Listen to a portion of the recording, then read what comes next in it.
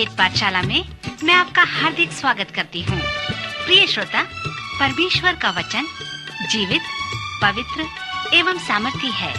आशा है कि आज के वचन से आपको आत्मिक लाभ होगा। तो लीजिए प्रस्तुत है ये संदेश।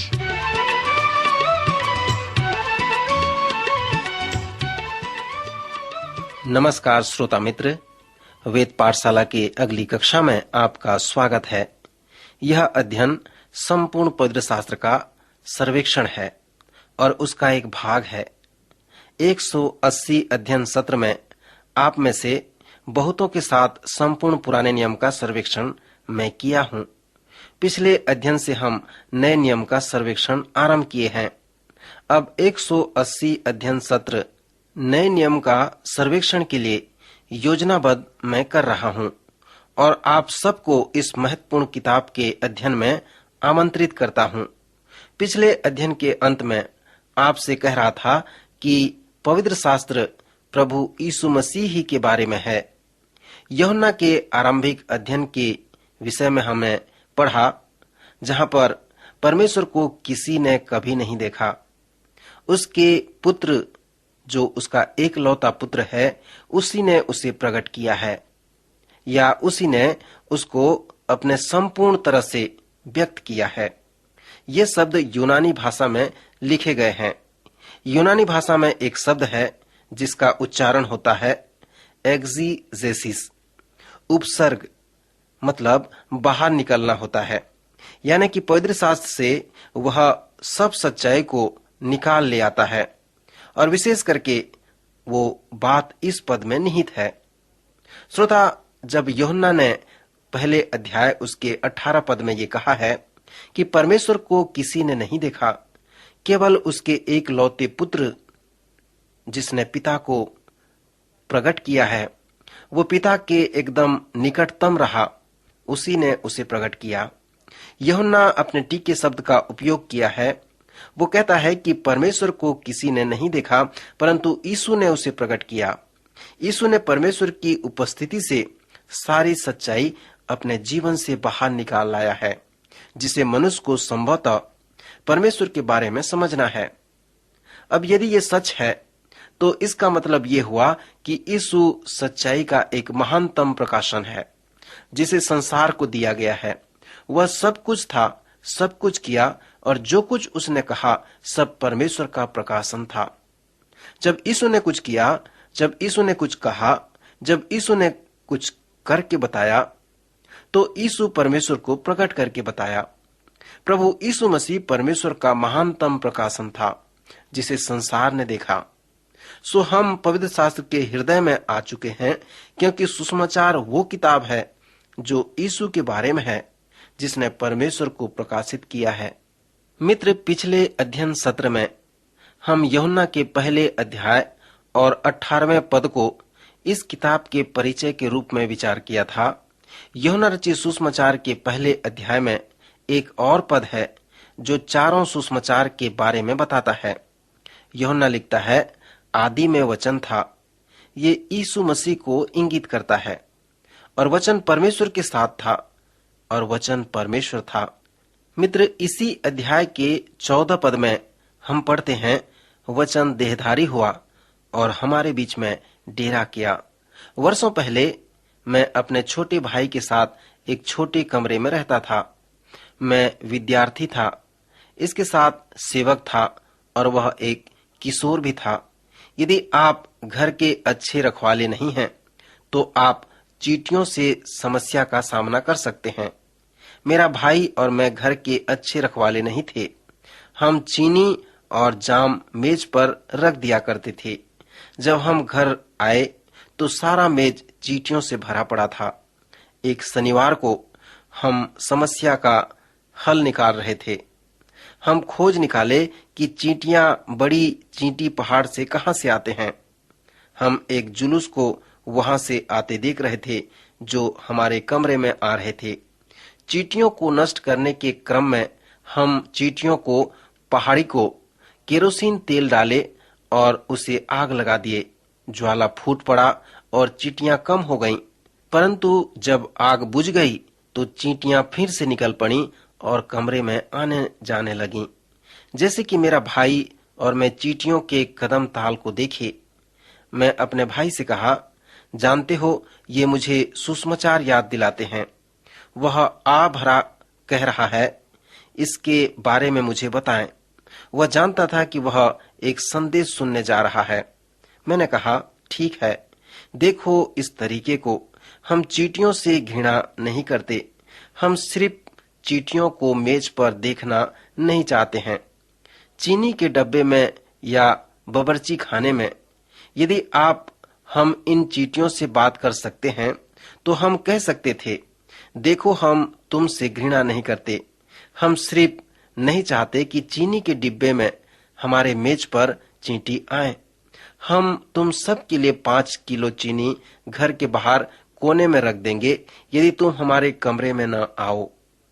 लेकिन समस्या यह है कि हम मनुष्य हैं, वे चींटियां हैं, और मनुष्य और चींटियों के साथ वार्तालाप नहीं हो सकता। आप चींटियों को ऊपर आते जाते देख सकते, निहार सकते और अनुमान लगा सकते, परंतु आप उनसे बात नहीं कर सकते हैं। अब आप अपनी कल्पना शक्ति को उपयोग करें। मान लें आप चींटियों के संबंध में वह सब प्रकार कर सकते हैं जो आपसे संभव है, और मान लें कि आप चींटियों से बहुत प्यार करते हैं कि उनसे ये सब करें। आप सोचने लगें, मैं एक चींटी बनने जा रहा हूँ। कोई मेरे ऊपर पांव रख सकता है, लेकिन मैं एक चींटी बनने जा रहा हूँ, और चींटियों को उस पहाड़ी पर नीचे जाऊंगा और सम्मेलन कमरे में जाऊंगा और चींटियों से कहूंगा, तुम चींटी हो। मैं शायद एक चींटी के समान दिखता हूँ, लेकिन मैं चींटी नहीं हूँ। मैं एक मनुष्य हूँ जो ऊपर उस बड़े मकान में रहता हूँ, और मेरे पास तुम सब के लिए एक प्रस्ताव है। मैं एक त्याग करना चाहता हूँ, यदि हम समझौता के बारे में तैयार हो जाएं। मैं जानता हूँ कि ये अजीब उदाहरण है, परंतु क्या आप देखते हैं कि मैं क्या कर रहा हूँ? परमेश्वर के पास एक वचन था, वह मनुष्य से बातें करना चाहता था। परमेश्वर के पास सच्चाई था जिसे वह मनुष्य के साथ बांटना चाहता था। परमेश्वर के पास एक वाचा था जिसे वह मनुष्य को बताना चाहता था। परमेश्वर वाचा को सही जगह पर लाने के लिए एक महान बलिदान करना चाहता था, लेकिन परमेश्वर परमेश्वर था और हम मनुष्य थे। पवित्र शास्त्र कहता है कि जब परमेश्वर मनुष्य बन गया तो वह महान दया के विषय को हमारे सामने में ले आया। ये एक कड़वा उदाहरण होगा कि मनुष्य मीठे जल की मछली बने कि मीठे जल की मछलियों को बचा ले। पवित्र शास्त्र वर्णन करता है, महानतम दया एक अवतार है जो कभी बना। इसका मतलब है परमेश्वर का देह के रूप में आना। यूहन्ना जब कहता है तो वह इस अवतार के विषय में बातें करता है कि आदि में वचन था और वचन देहधारी हुआ। एक वचन विचारों का एक साधन है। मेरे मन में एक विचार है कि इस विचार को आपके मन में डालना चाहता हूँ। वह साधन जो विचारों को मेरे मन से आपके मन में ले जाता है, वह एक वचन है। कहने का मतलब यह है, परमेश्वर सोचा था कि अपने मन की बात को मनुष्य को बता दे। परमेश्वर को वचन ले जाने के लिए एक साधन की आवश्यकता थी। सो वह वचन यीशु था। जो कुछ यीशु था, जो कुछ यीशु ने किया, जो कुछ यीशु ने कहा, वह एक बड़ा वचन था जिसे परमेश्वर ने इस संसार से लोगों को बताया है। अब जब बात ऐसी है और हम सुसमाचार में पहुंचते हैं जो यीशु के जीवन चरित्र हैं, ये हमें बताने जा रहे हैं कि वह कौन था। ये कहने जा रहे हैं कि वह क्या किया, और ये हमें ये बताने जा रहे हैं कि उसने क्या कहा। मैं एक बार फिर बताना चाहता हूं, जब हम सुसमाचार में पहुंचते हैं तो पवित्र शास्त्र के हम केंद्र में, उसके हृदय में पहुंचते हैं। यूहन्ना के सुसमाचार के 5वें अध्याय में यीशु धार्मिक अगुवों के साथ वाद विवाद में पड़ जाते हैं।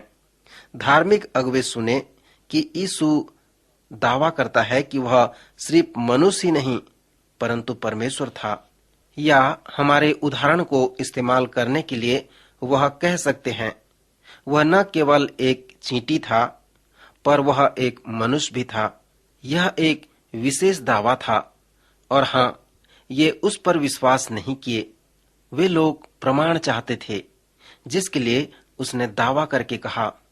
यूहन्ना 5 अध्याय यीशु और उसके समय के धार्मिक अगुवों के बीच उत्तेजक वार्तालाप को वर्णन करता है।